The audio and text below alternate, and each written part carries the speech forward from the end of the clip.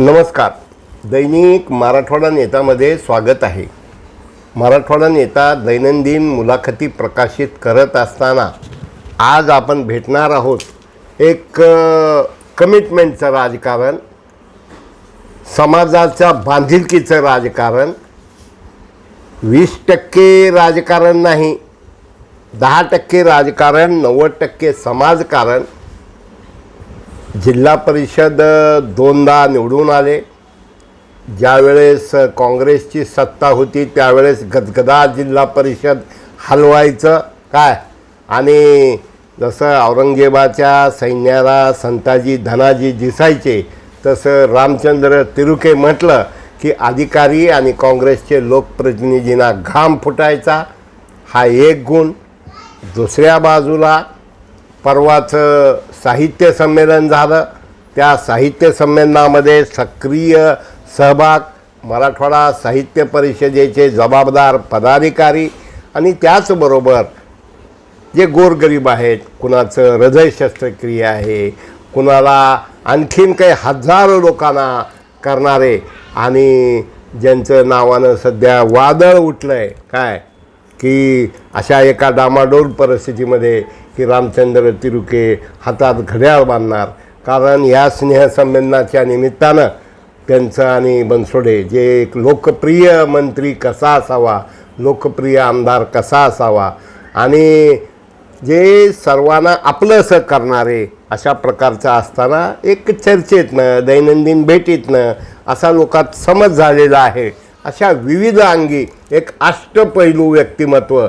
आणि जिल्हा परिषदेमध्ये उपाध्यक्ष असताना त्यांनी शिक्षण विभागाला शिस्त लावली.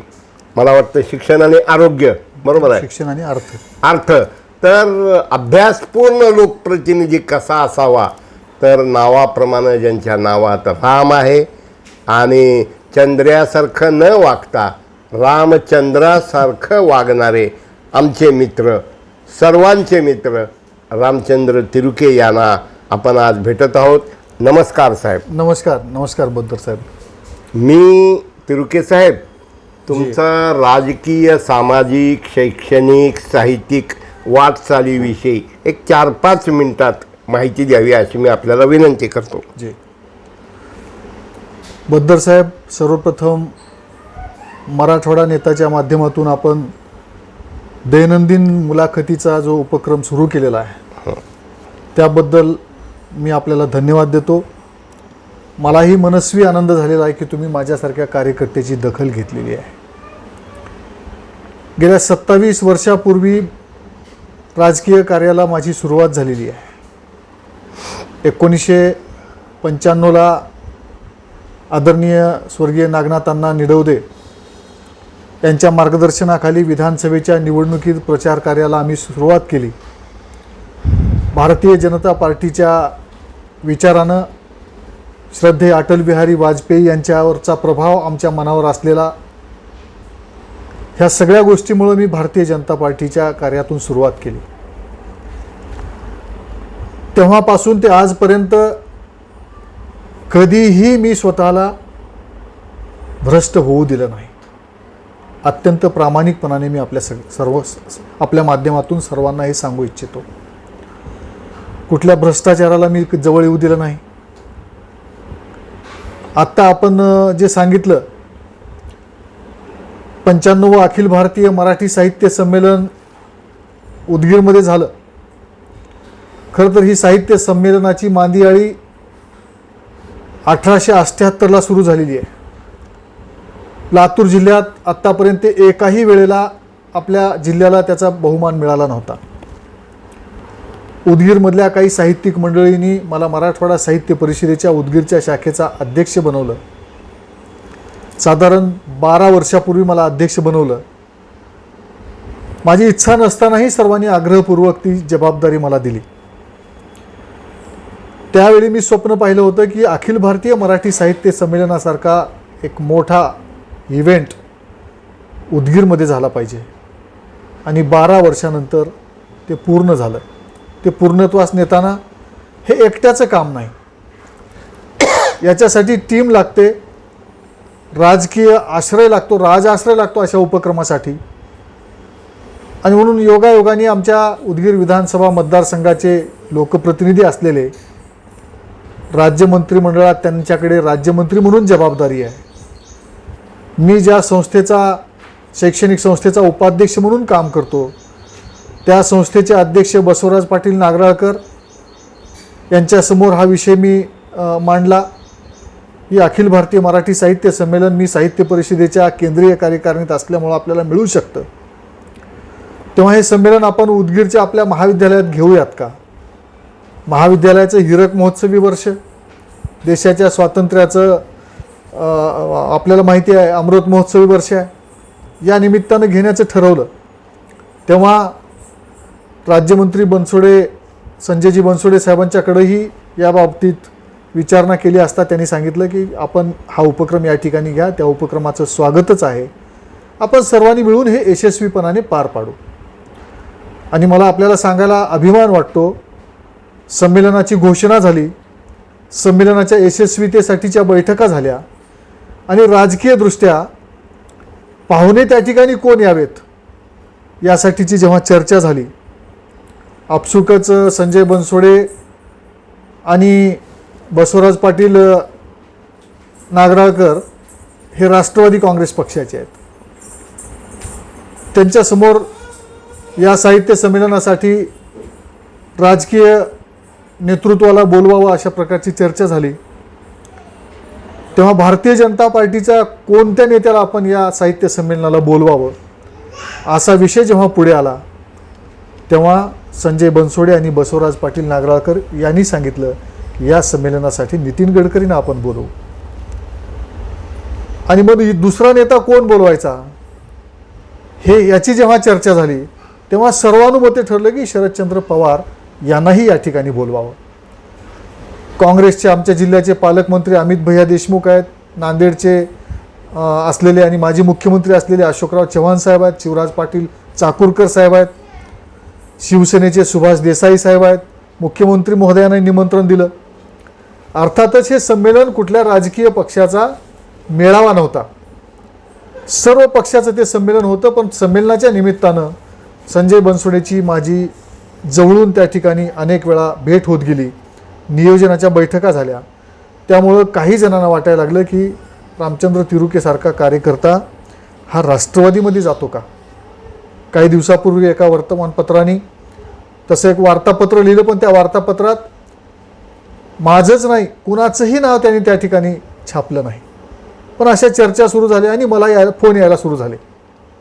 प्रत्येकाच्या फोनला मी हेच उत्तर दिलेलं आहे की 27 वर्षापूर्वी सुरू केलेली माझी राजकीय कारकीर्द अटल बिहारी वाजपेयींच्या प्रभावाखाली सुरू झालेली आहे आणि ती कारकीर्द मी माझ्या आयुष्यातला शेवटचा श्वास जोपर्यंत जिवंत आहे तोपर्यंत भारतीय जनता पार्टीचाच कार्यकर्ता म्हणून राहणार आहे.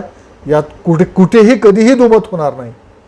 कारण भारतीय जनता पार्टीच्या वाढीसाठी रात्रीचा दिवस आम्ही केलेला आहे. बद्दर साहेब आपणही पाहिलं आहे, जेव्हा भारतीय जनता पार्टीच्या जिल्हा कार्यालयात युवा मोर्चाचा जिल्हाध्यक्ष असताना बैठका व्हायच्या, त्या बैठकीत मी स्वतः हातात झाडू घेऊन सगळं कार्यालय साफ करत राहिलेला कार्यकर्ता आहे.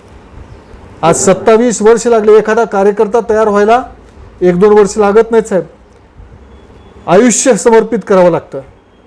तेव्हा भारतीय जनता पार्टी ही आमची आई आहे. या आईला आम्ही विसरून राहू शकत नाही. जेवढं प्रेम मी माझ्या आईवर करतो त्याच्यापेक्षा कमी प्रेम मी भारतीय जनता पार्टीवर कधी केलं नाही. आणि म्हणून पक्ष बदलणं हे या जन्मात तर कधीच शक्य नाही. कोणी जर म्हणालं की तुमची भूमिका काय, तर माझी भूमिका आता हीच असेल, कुणी राष्ट्रवादीचा आपल्या गळाला लागतो का, कुणी काँग्रेसचा आपल्या गळाला लागतो का. परवा झालेल्या विधान परिषदेच्या निवडणुकीत आमचे नेते देवेंद्रजी फडणवीस साहेबांनी जे अशक्य होतं ते राज्यसभेवर आपल्या जागा वाढवून त्या ठिकाणी सिद्ध केलेलं आहे. एकीकडे राजकीय वातावरण एवढ्या जोरात वाहतंय, त्यावेळेला माझ्यासारखा 27 वर्ष आयुष्य समर्पित केलेला कार्यकर्ता पक्षबदलाचा विचार करूच कसा शकतो. म्हणून ते माझ्याच्याने शक्य नाही. हे आपल्या माध्यमातून लोकांना मी सांगू इच्छितो. जिल्हा परिषदेत काम करताना आपण खूप चांगला विषय या ठिकाणी माझ्या समोर दिलेला आहे. मी जिल्हा परिषदेत शिक्षण विभागाचा सभापती, अर्थ विभागाचा सभापती म्हणून काम केलं, उपाध्यक्ष म्हणूनही काम केलेलं आहे. जेव्हा लातूर जिल्ह्यातल्या आमच्या 8,500 शिक्षकांच्या समोरचा प्रश्न, मी गटनेता होतो भारतीय जनता पार्टीचा मागच्या टर्ममध्ये 2012 ते 17 पर्यंत गटनेता म्हणून काम करत होतो. तेव्हा जिल्हा परिषदेच्या शिक्षकांच्या समोरचे असलेले जे छोटे छोटे प्रश्न होते, त्या सगळ्या प्रश्नासाठी वर्षानुवर्षे एकाच प्रश्नासाठी आमचा शिक्षक बांधव त्या जिल्हा परिषदेच्या अवतीभोवती फिरायचा. त्यांच्या समस्या त्या ठिकाणी काही सुटायच्या नाहीत. सुदैवाने मागच्या टर्ममध्ये म्हणजे 2017 साली भारतीय जनता पार्टीची स्वतंत्रपणे सत्ता सर्व नेत्यांच्या मेहनतीनं त्या ठिकाणी आली. उपाध्यक्ष म्हणून मला काम करण्याची संधी मिळाली आणि मी पहिला निर्णय घेतला की वर्षानुवर्षे खेटे घालणाऱ्या माझ्या शिक्षकाला त्या ठिकाणी पुन्हा आपल्या प्रश्नासाठी येण्याची गरज पडू नये म्हणून स्टेप नावाचं ॲप्लिकेशन लॉन्च केलं. त्या स्टेप म्हणजे सोल्युशन ऑफ टीचर्स प्रॉब्लेम, त्या शिक्षकाच्या स्टेप नावाच्या ॲप्लिकेशनवर आम्ही लॉन्च केल्याबरोबर एका महिन्यात 150 शिक्षकांनी आपल्या तक्रारी ऑनलाईन मांडल्या आणि त्या सगळ्या शिक्षकांच्या तक्रारी 8 दिवसाच्या आत त्या ठिकाणी सोडवण्याचं काम आपण केलं. त्याचबरोबर आमच्या जिल्हा परिषदेच्या शिक्षकांच्या GPF हक्काचा त्यांचा असलेला निधी, त्यांना पाहिजे तेव्हा किती आमचा निधी बघायला मिळायचा नाही, पाहिजे तेव्हा त्यांचा तिथं बचत झालेला निधी त्यांच्या कुठल्याच कामाला यायचा नाही. ही सगळी सिस्टीम आम्ही बदलली आणि शिक्षकांना पाहिजे तेव्हा त्यांच्या स्लिप उचलता येऊ लागल्या, पैसे उचलता येऊ लागले. अशा अनेक उपक्रम राबवले. मागच्या 10 वर्षात लातूर जिल्हा परिषदेच्या शाळेचा 40,000 पट कमी झाला होता. अच्छा. त्यामुळे आमच्या जिल्हा परिषदेच्या शाळा आता बंद पडतील का काय अशी भयावह स्थिती होती. आमच्या जिल्हा परिषदेचे शिक्षक अतिरिक्त होतील की काय? जर माझ्या जिल्हा परिषदेचा शिक्षक अतिरिक्त झाला तर तो कुठे जाऊन काम करेल? चंद्रपूर, गोंदिया, गडचिरोलीला जाऊन काम करू शकतो. कोकणात कधीतरी त्यांना जायची वेळ येईल, ही भीती माझ्यासारख्या कार्यकर्त्याच्या मनात सतत चालायला लागली. आम्ही निर्णय घेतला, आमच्या जिल्हा परिषदेच्या शिक्षण अधिकारी, गट शिक्षण अधिकारी, विस्तार अधिकारी, केंद्र प्रमुख या सर्वांच्या बैठका घेतल्या. पुन्हा सर्व मुख्याध्यापकांच्या बरोबरच्या बैठका घेतल्या आणि प्रवेशवाढीच्या संदर्भात आपल्याला जर चांगले उपक्रम राबवायचे असतील तर जिल्हा परिषदेच्या शाळेची गुणवत्ता पहिल्यांदा आपण वाढवली पाहिजे. गुणवत्ता वाढीसाठी आम्ही प्रयत्न केले. जागो पालक जागो हे अभियान आम्ही राबवलं प्रवेश वाढीच्या दृष्टीनं. प्रवेश निर्धार सभा आम्ही घेतल्या आणि पहिल्याच वर्षी 12,000 पट आमचा त्या ठिकाणी वाढला. पहिल्याच वर्षी. दुसऱ्या वर्षी तसाच 12,000 पट वाढला. मला जी भीती होती आमचे शिक्षक दुसऱ्या जिल्ह्यात अतिरिक्त होऊन जातील का काय, पण आम्ही हे सगळे उपक्रम राबवल्यामुळं 2 वर्षाच्या आत 339 शिक्षक जे माझ्या जिल्ह्याचे सुपुत्र आहेत, ते सुपुत्र शिक्षक म्हणून अध्यापनाचं काम करणारे जे अनेक ठिकाणी जिल्ह्यात राज्यातल्या अनेक जिल्ह्यामध्ये काम करत होते, ते 349 शिक्षक हे आमच्या जिल्ह्यामध्ये मला आणण्यात त्या ठिकाणी यश मिळालं. याच्यापेक्षा दुसरं कुठलंच समाधान असू शकत नाही. हे काम केलं. आरोग्याच्या क्षेत्रातलं तुम्ही मला सांगितलं, इथं मागच्या 22 वर्षापासून आरोग्याच्या सेवेचा यज्ञ मी सुरू केलेला आहे. मी स्वतः डॉक्टर नाही, माझं हॉस्पिटल नाही किंवा माझे कुणी नातेवाईकही डॉक्टर नाहीत, परंतु महाराष्ट्र शासनाच्या आरोग्याच्या दृष्टीनं असलेल्या ज्या ज्या योजना आहेत, यापूर्वी जीवनदायी योजना होती, त्याच्यानंतर राजीव गांधी जीवनदायी योजना आली, आता महात्मा फुले आरोग्य अभियान सुरू झालं. हे आत्ता सुरू झालं, पण 22 वर्षापूर्वी एखाद्याला हार्टचा अटॅक आलाय म्हटलं की 4 लाख 5 लाख रुपये ऑपरेशनसाठी लागायचे. ब्रेनचा अटॅक आलाय म्हटलं की 5-5 लाख रुपये लागायचे. कॅन्सर झालाय म्हटलं की 5-5 लाख रुपये उपचारासाठी लागायचे. त्या परिस्थितीत गरीबाला एखाद्या असा जर म्हणजे रोग आला तर त्याचं सगळं कुटुंब आजारी पडायचं, गाठीला पैसा राहायचा नाही. अशा परिस्थितीत माझ्यासारखा कार्यकर्ता, संवेदनशील कार्यकर्ता, त्या पेशंटला मी घेऊन जायचो मुंबईसारख्या ठिकाणी. मग जे हॉस्पिटल असेल, नायर हॉस्पिटल असेल, बॉम्बे हॉस्पिटल असेल, KEM हॉस्पिटल असेल, लोकमान्य टिळक हॉस्पिटल असेल, या हॉस्पिटलमध्ये घेऊन जायचं. शासनाची योजना त्याला मंजूर करायची, 1 रुपया कोणाचा खर्च होऊ द्यायचा नाही.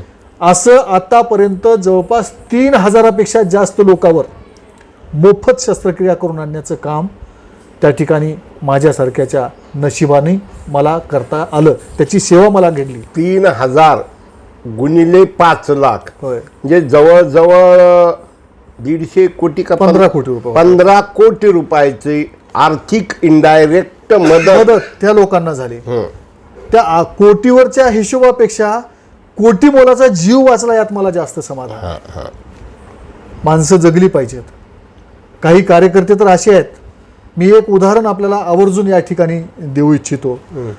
एक देवणी तालुक्यातला आपल्याला माहिती आहे मानवी हक्क अभियानाचे ज्ञानेश्वर सूर्यवंशी नावाचे कार्यकर्ते आहेत. जो कार्यकर्ता लोकांसाठी रात्रंदिवस झटतो, मेहनत घेतो. त्याला हार्टचा अटॅक आला. 3 लाख रुपये ऑपरेशनसाठी खर्च येणार आहे असं सांगितलं. चळवळीतला कार्यकर्ता आहे तो. दलित समाजातल्या राज्यस्तरावर काम करणाऱ्या अनेक नेत्यांकडे गेला, मंत्र्यांकडे गेला, मला वाचवा. त्यांना कोणी वाचवू शकलं नाही. त्याला कोणीतरी सांगितलं की रामभाऊ तिरुकीची भेट घे. माझी विनंती आहे आपल्याला की आपण ज्ञानेश्वर सूर्यवंशीची मुलाखत घ्या. तो माझ्याकडे आला. मी माझ्या स्वतःच्या गाडीत ज्ञानेश्वर सूर्यवंशीला मुंबईला घेऊन गेलो. बालाजी हॉस्पिटल, एक मारवाडी समाजातला माणूस त्या ठिकाणी तो हॉस्पिटल चालवतो. अत्यंत संवेदनशील असलेला तो माणूस. कुठल्या गावात? मुंबईमध्ये हां. भायखळ्याला. त्यांच्याकडे त्या ज्ञानेश्वर सूर्यवंशीला घेऊन गेलो. ऑपरेशन झालं. स्वतःच्या गाडीत त्याला मी घेऊन आलो.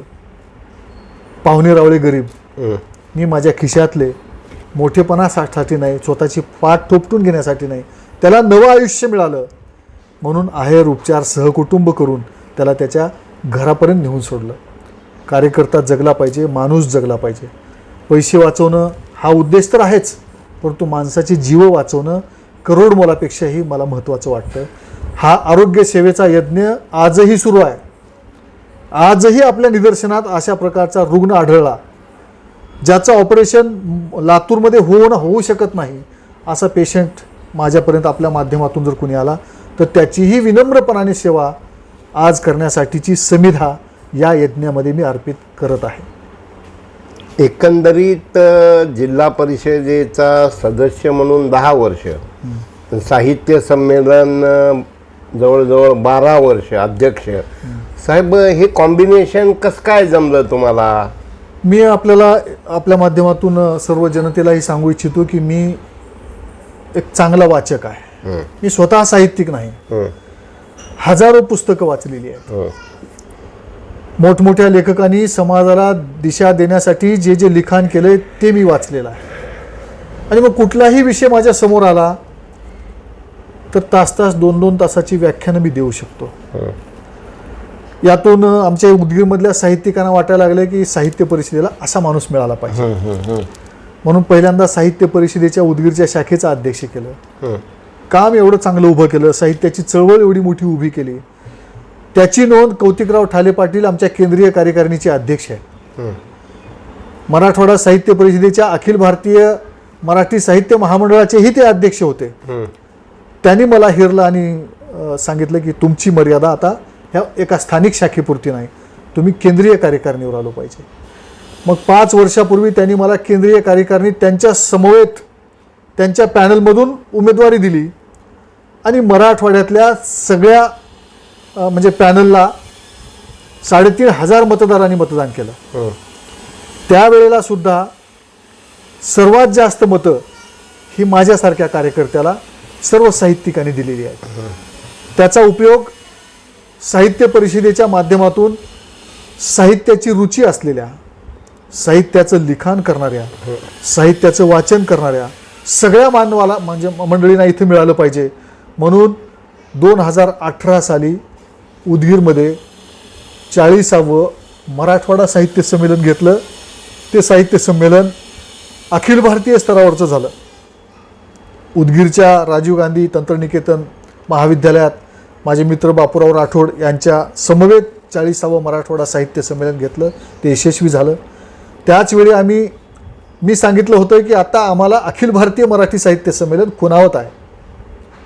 अवघ्या 3 वर्षात अखिल भारतीय मराठी साहित्य संमेलन सुद्धा या ठिकाणी आम्ही घेतलं. उदगीरमध्ये झालेलं अखिल भारतीय मराठी साहित्य संमेलन कदाचित हे पहिलंच असावं. हे उदगीरमध्ये नाही ग्रामपंचायतीच्या हद्दीमध्ये घेतलं, सोमनाथपूर ग्रामपंचायतीमध्ये. बरोबर आहे. आणि वादाशिवाय झालेलं हे पहिलं पहिलं संमेलन असेल. साहित्य संमेलन आहे. वाद आणि साहित्य संमेलन हे समीकरण जुळत आलेलं आहे आतापर्यंत. वाद नाही तर ते संमेलनच नाही. हे समीकरण सतत लोकांनी पाहिलं, पण वादाशिवाय पहिल्यांदाच हे साहित्य संमेलन इथं घडलं. आणि हे अखिल भारतीय मराठी साहित्य संमेलन विश्व साहित्य संमेलनापेक्षाही पुढचं करण्याचं काम आम्ही उदगीरकरांनी केलेलं आहे. मग अजय अतुलचे कार्यक्रम असोत, दुसऱ्या दिवशी भाऊ कदमचा चला हवा होऊ द्याचा कार्यक्रम असोत, शेवटी अवधूत गुप्तेचा सांस्कृतिक कार्यक्रम असोत, किंवा 3 दिवस विविध उपक्रमांनी मग बाल कुमार साहित्य मेळावा असेल, वेगवेगळे लोकांच्या उपयोगाचे विषय आम्ही या ठिकाणी मांडले. त्याचं एक आत्मिक समाधान माझ्यासारख्या कार्यकर्त्याला वाटत असतं. म्हणून साहित्य आहे तर माणसं आहेत, साहित्य वाचलं पाहिजे, साहित्य निर्माण झालं पाहिजे. नवनिर्मितीचा आनंद प्रत्येकाला असतो. असं नवं काहीतरी आम्ही या ठिकाणी केलं आणि याचा परिणाम पुढची 25 वर्ष तरी आपल्या जिल्ह्यावर या साहित्य संमेलनाचा राहील असं मला वाटतं. तिरुके साहेब, मला साहित्य संमेलनाच्या वेळेस कळलं की उदयगिरी महाविद्यालय शिक्षण संस्था, महाराष्ट्र एज्युकेशन सोसायटीचे तुम्ही उपाध्यक्ष आहात. ते उपाध्यक्ष तिकडे कधीपासून आहात?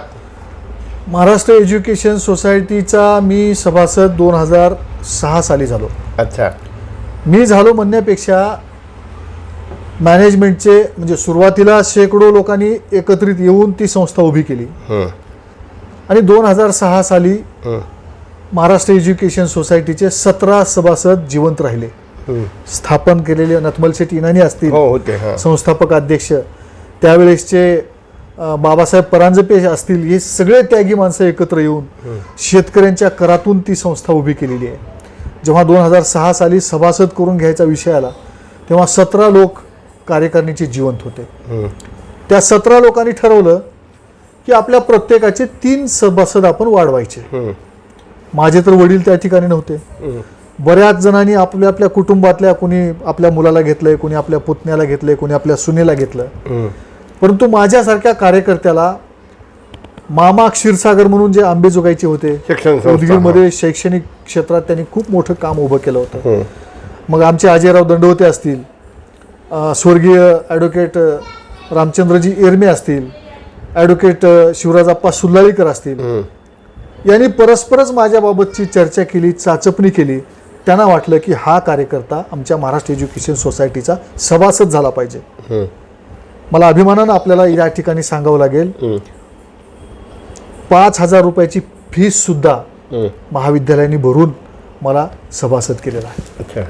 2006 साली सभासद केलं आणि लगेचच त्या एज्युकेशन सोसायटीच्या कार्यकारिणीत म्हणजे 17 फाउंडर असले, म्हणजे राहिलेल्यामधले 17 गुणिले 3 51 दुसरे, अशा एवढ्यामधून 21 जणांच्या कार्यकारिणीमध्ये लगेचच मला त्या ठिकाणी त्यांनी घेतलं, कार्यकारिणीवर सदस्य म्हणून घेतलं. आणि 2009 साली निवडणुका झाल्या, बिनविरोधच त्या ठिकाणी होता. 2009 साली महाराष्ट्र एज्युकेशन सोसायटीच्या सहसचिव या पदी मला जबाबदारी दिली. डॉक्टर शिवराज नाकाडे सर कुलगुरू राहिलेले आहेत, ते अध्यक्ष झाले. त्यावेळेला ॲडव्होकेट अजय दंडोते हे सेक्रेटरी झाले आणि सहसेक्रेटरी म्हणून मला त्या ठिकाणी संधी 2009ला मिळाली. 2009 पासून ते 2019 पर्यंत 18-19 पर्यंत सहसचिव म्हणून काम केलं.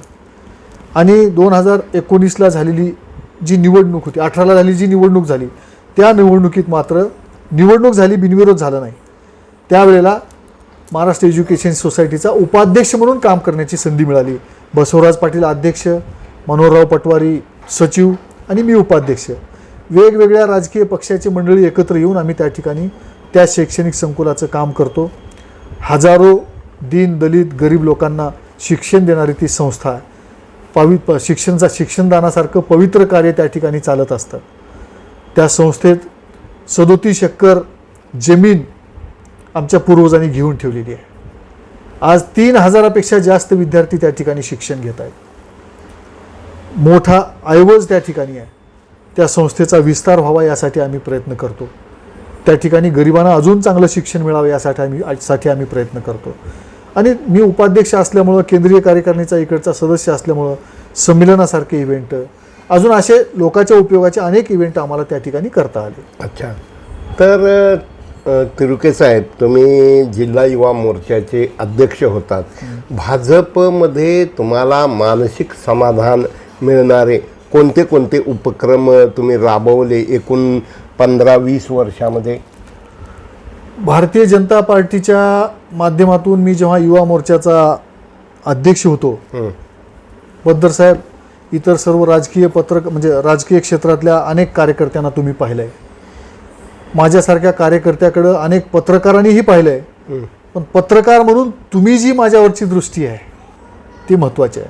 खूप सूक्ष्मपणाने तुमचं प्रत्येक कार्यकर्त्याकडे लक्ष असतं. तसं सर्वांचंच असतं, पण तुमचं लक्ष एखादा समाजात, राजकीय क्षेत्रात, सामाजिक क्षेत्रात काम करणारा कार्यकर्ता तो कसा वागतो, तो कसं काम करतो, त्याचा लोकांना उपयोग काय, हे सगळं तुम्ही पाहत आलेलं आहे. मी भारतीय जनता युवा मोर्चाच्या माध्यमातून लातूर जिल्ह्यातल्या जवळपास म्हणजे 7 वर्ष अध्यक्ष होतो, 2 टर्मपेक्षा जास्त. 650 गावात प्रत्यक्ष प्रवास केलेला आहे. गावागावात गाव तिथं शाखा केली, कार्यकर्त्यांची फळी उभी राहिली आणि गावागावामध्ये भारतीय जनता पार्टीच्या माध्यमातून, युवा मोर्चाच्या माध्यमातून काम उभं राहिलं. लोकसभा आमच्या हातात आली, अनेक विधानसभा आमच्या भारतीय जनता पार्टीच्या ताब्यात आल्या. तेव्हा मनापासून आनंद वाटायचा. मग सिमीसारखी संघटना जेव्हा देशाच्या विरोधात काम करायची, तेव्हा लातूर जिल्ह्यातल्या तमाम युवकांना जागृत करण्यासाठी आम्ही प्रयत्न केले. कारगिलचं युद्ध झालं, अटल बिहारी वाजपेयीच्या नेतृत्वाखाली कारगिलचं युद्ध त्या ठिकाणी जिंकलं. त्यावेळेला सुद्धा लातूर जिल्ह्यातल्या तमाम लोकांपर्यंत कारगिलचं युद्ध काय हा उपक्रम आम्ही लोकांपर्यंत नेऊन सांगितला. कारगिल विजय दिवस आम्ही साजरे करायचो. गावागावातल्या कार्यकर्त्यांना, लोकांना लाभ कसा आपल्याला मिळवून देता येईल शासकीय योजनांचा, त्याच्यासाठीचे आम्ही उपक्रम घ्यायचो. कार्यकर्त्यांना प्रशिक्षण देण्यासाठीचे कार्यक्रम आम्ही राबवायचो. एकंदरीत प्रत्येक गावातला, खेड्यापाड्यातला कार्यकर्ता स्वतःच्या पायावर उभं राहायला पाहिजे, यासाठी कार्यकर्ता सिद्ध झाला पाहिजे, त्यासाठीचे आम्ही उपक्रम राबवले. एकंदरीत या सगळ्या वाटचालीतून आज आम्ही इथंपर्यंत आलेलो आहोत. महानगरपालिका, जिल्हा परिषद आली आणि गेल्या 6 महिन्यात, वर्षात भाजपला घरघर लागते की काय, अशा प्रकारचं एक वातावरण. निलंगा एकीकडं, औसा दुसरीकडं, तुमचे रेणापूर तिसरीकडं, उदगीर चौथीकडं, अहमदपूर 5वीकडं, म्हणजे पूर्व, पश्चिम, दक्षिण असे सगळे तोंड झालेले आहेत. आणि त्यामुळं एक पत्रकार म्हणून मला असं वाटतं की भाजपला आता लातूरमध्ये अच्छे दिन राहिले नाहीत. याबद्दल तुमचं काय मत आहे? आज असं अजिबात होणार नाही. पक्ष मोठा झाला, अनेक नेते आमच्या पक्षात आज काम करत आहेत. त्या प्रत्येकाच्या विचाराची मतभिन्नता असू शकते. प्रत्येकाला वाटतं की मी जे काही सांगेल ते व्हायला पाहिजे. एका विशिष्ट मर्यादेपर्यंत ते हट्ट धरून असू शकतात. आज काही दिवसात जिल्हा परिषदेच्या, महानगरपालिकेच्या आणि नगरपालिकेच्या निवडणुका होणार आहेत. मला विश्वास आहे, तुम्ही जसं सांगितलात निलंगा एकीकडं, औसा एकीकडं, लातूर एकीकडं, अहमदपूर एकीकडं, उदगीर एकीकडं, हे काहीही असलं तरी सगळीकडे असलेले नेते कार्यकर्त्यासाठी काम करणार आहेत. म्हणून मला विश्वास आहे कार्यकर्त्यासाठी ते काम करणार आहेत, कार्यकर्ते नेत्यांसाठी काम करणार आहेत. नेत्यांकडे बघत बघत मोदी लहर आजही कमी झाली नाही. तेव्हा लातूर जिल्ह्यातली, मग लातूरची महानगरपालिका असेल, उदगीरची नगरपालिका असेल, अहमदपूरची नगरपालिका असेल, निलंग्याची नगरपालिका असेल, औसा नगरपालिका असेल, सगळ्या 10 पंचायत समित्या असतील आणि जिल्हा परिषद असेल, या साऱ्या संस्था मी तुम्हाला विश्वासपूर्वक सांगू इच्छितो या भारतीय जनता पार्टीच्याच ताब्यात राहणार आहे. आणि त्यासाठी माझे सारे नेते मंडळी एकत्र होऊन काम करतील असा विश्वास मी आपल्याला या ठिकाणी देऊ इच्छितो. हे सर्व होत असताना व्यासपीठावर, पडद्यामागं गटबाजी असते, पण व्यासपीठावर परवा जी भाषणं झाली ती कुठंतरी मन दुभंगलेले आहेत आणि या दुभंगलेल्या मनात तुम्हाला अध्यक्ष होणार होतात.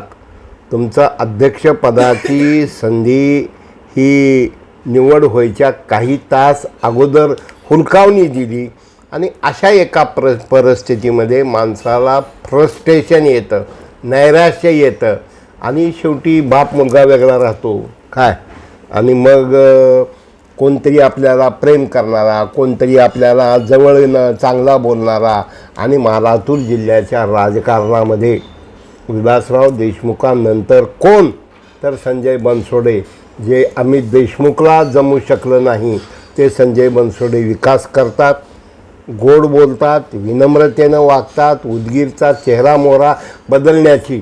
आणि शेवटी तुम्ही काही म्हातारे झाला नाहीत.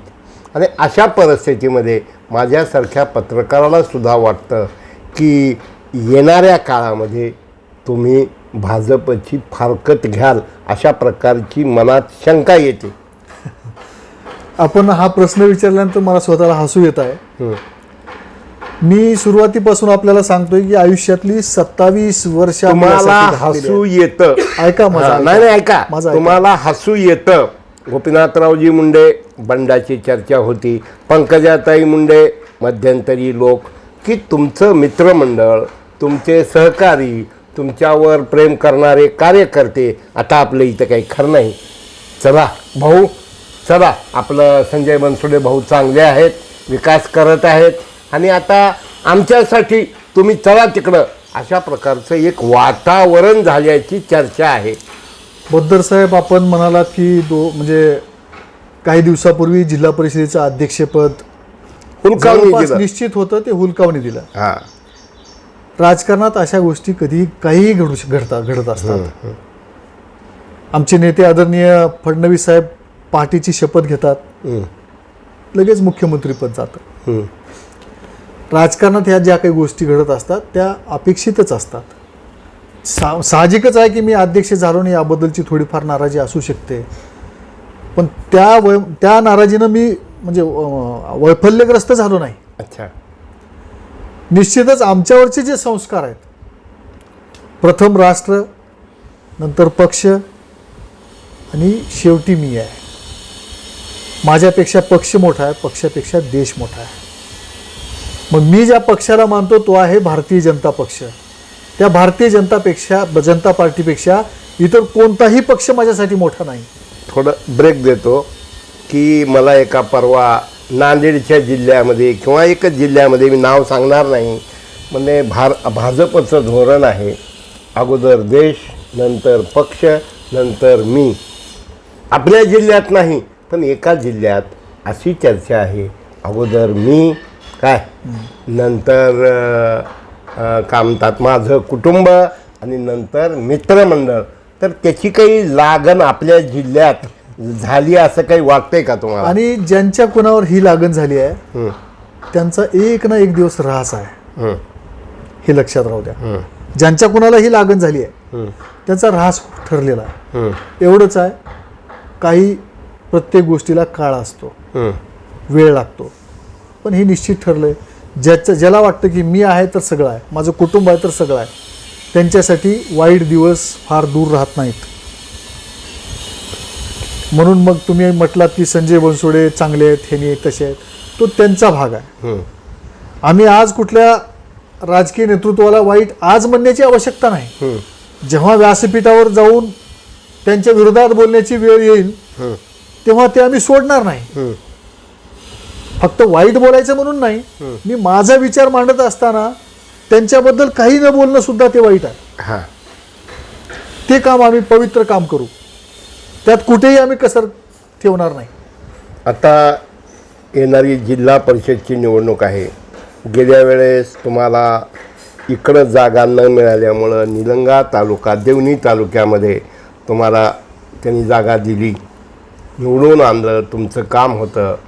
तर आता येणाऱ्या काळामध्ये काय आपण आता कुठल्या म्हणजे जिल्हा परिषद लढणार का कुठून विधानसभा लढणार? नाही, माझी आपल्या माध्यमातून एक व्यथा मी मांडू इच्छितो मागच्या वेळेला जिल्हा परिषदेचं अध्यक्षपद मला मिळालं नाही म्हणून नाराज राहिलो, पण वैफल्यग्रस्त राहिलो नाही. मागच्या वेळेला उदगीर तालुक्यात 27 वर्ष जिल्ह्याचं काम करत असलो तरी उदगीर तालुक्यात प्रामुख्यानं हा माझा तालुका, या तालुक्यातली सगळी माणसं माझी आहेत म्हणून सर्वांसाठी काम केलेलं होतं. पण उदगीर तालुक्यात दुर्दैवाने मला निवडणुकीला उभं राहण्याची संधी मिळाली नाही. अर्थातच त्यावेळेसचे आमचे पालकमंत्री आणि भारतीय जनता पार्टीचे नेते संभाजीराव पाटील निलंगेकर यांनी त्यांच्या मतदारसंघात देवणी तालुक्यातल्या वलांडीमध्ये मला उभं केलं. तुम्ही म्हटल्याप्रमाणे निवडूनही आणलं. आणि आता ह्या वेळेला तुम्ही विचारताय की आता कुठून निवडणूक लढवणार. निवडणुका लढवणं, निवडणुका जिंकणं, निवडणुकासाठीच काम करणं हा स्वभाव माझा नाही. भारतीय जनता पार्टीने सांगितलं की तुम्हाला निवडणूक लढवायच्या या ठिकाणाहून, पक्ष जो आदेश देईल तो मान्य. तसं तर मी स्वतः निवडणुकाच्या पासून बाजूला राहावं, अनेक कार्यकर्त्यांना पुढं आणावं या विचारात आहे. नवीन नवीन कार्यकर्ते आपल्याला जोडायचे आहेत. लोकांची सेवा असंही आपल्याला करता येऊ शकते या मानसिकतेमध्ये आहे. पक्षाकडं मी विनम्रपणाने सांगणार आहे की मला निवडणूक लढवायची नाही, पक्षाचं काम करायचं आहे. विधानसभा लढवण्याचं तर आम्ही स्वप्नही पाहू शकत नाही, कारण उदगीर विधानसभा मतदारसंघ हा राखीव आहे. 2034 पर्यंत हा विधानसभा मतदारसंघ राखीव आहे. 34 पर्यंत 5 पंचवार्षिकसाठी हा मतदारसंघ आरक्षित आहे. तेव्हा ते स्वप्न आम्ही नाही पाहू शकत. माझ्यासारखा कार्यकर्ता 27 वर्ष काम करतोय, पण आम्ही खूप अल्पसंख्य आहोत. दुसऱ्या कुठल्या तरी मतदारसंघात जाऊन निवडणूक लढवावी हेही आम्ही त्या ठिकाणी करू शकत नाही. पक्षाकडं वर्षानुवर्ष आम्ही काम करतो म्हणून कधी संधी मिळाली तर विधान परिषदेसाठी आमचा विचार करा हे आम्ही मांडू शकतो नेतृत्वाकडं.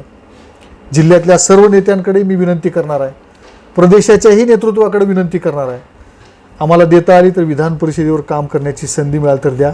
मागितलं होतं का नाही यावेळेला मागितलं नाही. अच्छा, मागू अजून मागे पुढे. माझ्यासोबत काम केलेले सुजित सिंग ठाकूर. ऐका, तुम्ही म्हणता की आम्ही समाज हा अति अल्प आहे. काय तुम्ही उपाध्यक्ष राहिलात, बबनराव खंदाडे आमदार झाले, विक्रम गोजमगुंडे नगराध्यक्ष, मार्केट कमिटी सभापती झाले, विक्रांत गोजमगुंडे नगराध्यक्ष झाले, नंतर रेणापूरमध्ये अकनगिरे नगराध्यक्ष उपाध्यक्ष झाले. खरं म्हणजे या जिल्ह्यात जो वाद डॉक्टर पद्मसिंह पाटील, शिवराज पाटील असताना लिंगायत मराठा होता, तर आता लिंगायताच्या तोडीस तोड रेड्डी समाज, एलम समाज आहे. मग याच्यामुळं तुमच्यासारख्या माणसाला कधी काही फटका बसला का, बसेल असं वाटतंय का? नाही, तसं मी एक अमुक कास्ट म्हणूनच नाही गेलो, परंतु लातूर जिल्ह्याच्या पलीकडं तसं राजकीयदृष्ट्या आणि सामाजिक समीकरणात रेड्डी समाज हा खूप अल्प आहे. अत्यल्प म्हणजे अगदी मायक्रो या दृष्टीनं पाहिलं. झेडपी मेंबर किती होते तुमच्याबरोबर? आमच्याबरोबर मागच्या वेळेला 11 सदस्य होते, त्याच्या अगोदर यावेळेला 10 सदस्य होते. हां, कितीपैकी? 58 पैकी. हां, म्हणजे 1/5 जवळजवळ होते. त्यामुळे ह्याच्या बाहेर ज्या जिल्ह्यामध्ये आमच्या म्हणजे समाजाचं तेवढं प्राबल्य नाही, या जिल्ह्यामध्ये बऱ्यापैकी आहे. पण जात म्हणून आम्ही कधी राजकारण केलं नाही. जातीच्या मर्यादेच्या पलीकडे करत नाहीत, तुम्ही करत नाहीत, पण पक्षाला संधी देत असताना त्याला सोशल इंजिनिअरिंग करावीच लागते, जे कुणी नेते असतील. म्हणून भविष्यात आम्ही विधान परिषदेच्या बाबतीत विनंती करणार आहोत. अच्छा, संधी दिली पक्षाने तिथं काम करू. आणि पक्षाला जर जिल्हा परिषद लढवाच म्हटले तर पक्षाचा निर्णय हा शिरसाबंद असेल. ठीक आहे.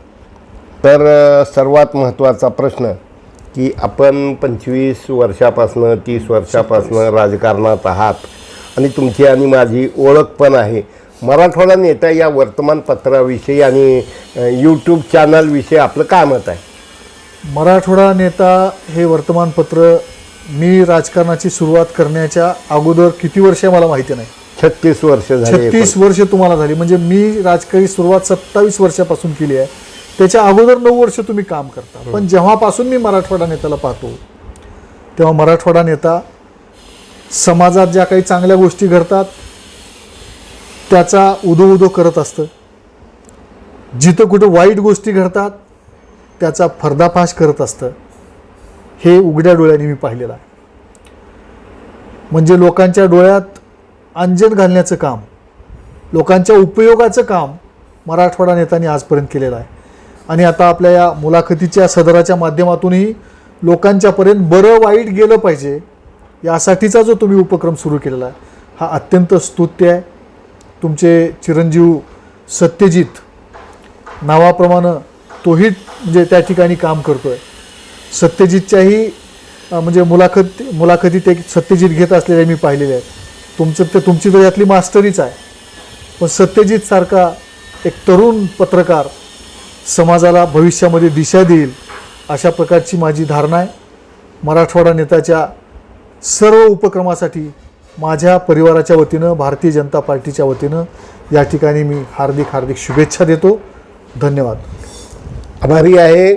आपण येणाऱ्या काळात आत्मविश्वासानं आणि आपल्याला जिथं सोयीचं वाटेल राजकारणात, भाजप असेल, राष्ट्रवादी असेल, तो विषयच नाही. नाही वाटलंच समजा लकीली MLC म्हटले, उद्या शरद पवार म्हटले तुम्हाला ते MLC सुद्धा शक्य होणार नाही. आज तुम्हाला तेही सांगून ठेवतो. ठीक आहे. काँग्रेस, राष्ट्रवादी MLC देतो डायरेक्ट म्हटले तरी नाही जाऊ शकत. अच्छा, कारण मी एवढा मोठा नाही. ठीक आहे. मी स्वतःला खूप छोटा कार्यकर्ता समजतो. आपलं विनम्रता, आपली अभ्यासू वृत्ती, आपलं साहित्य, समाजकारण, राजकारण खूप वृद्धिंगत व्हावं, हजार लोकांच्या म्हणजे उपयोगी पडावं. आणि जिल्ह्यात भाजप एक डामाडोल अवस्थेत आहे, तर ही नौका मला काय करायचं आहे अशी भूमिका न घेता हुकुमशाही प्रवृत्तीविरुद्ध जे तुम्ही लढत आलात तर त्याच पद्धतीनं येणाऱ्या काळातही लढावं. आपल्याला शक्ती, बुद्धी, सामर्थ्य मिळावं हीच मराठवाडा नेत्याच्या वतीनं आपल्याला मनपूर्वक हार्दिक शुभेच्छा. नमस्कार. धन्यवाद. धन्यवाद.